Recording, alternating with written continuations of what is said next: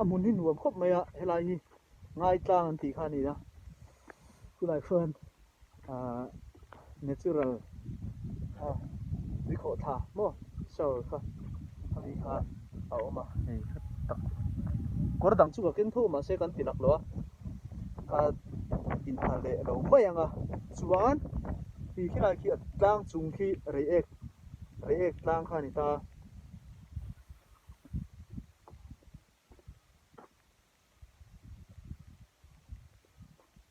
mun hi thi tam deuh hleka ri deuh hum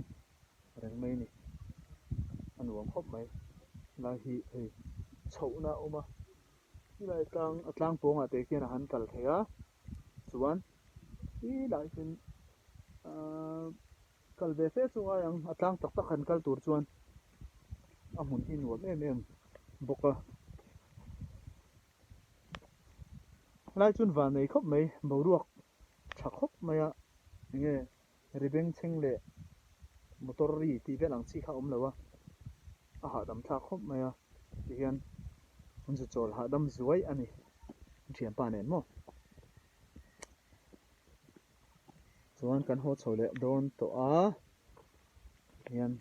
lai khata zukal vel mai chi khania dar kar tampo ngai lawa minute somli panga vel tlan ania hello tang chuan two wheeler velin mo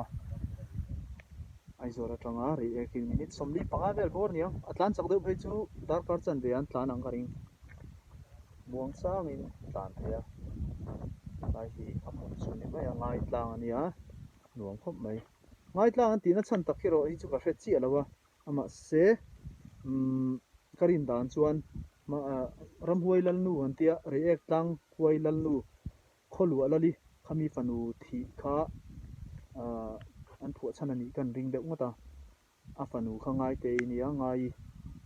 chu in do na thia chu piang chuan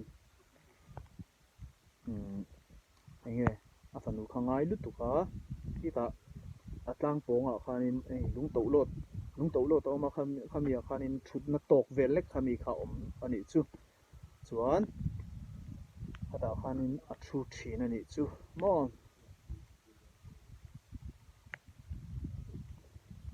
khami deuh kan ring ve ngota a hre ten omanga a chan taka kha chu ngai te wanga om ani kan ringa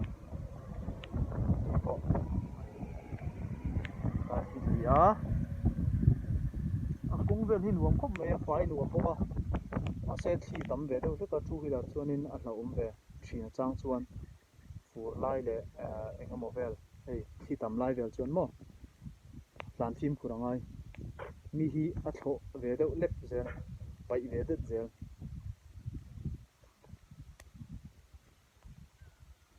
an hole to do nuam khop mai voin tlai chu rin lo deuhin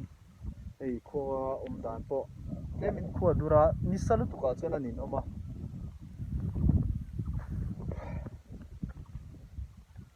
ein hule vek do ania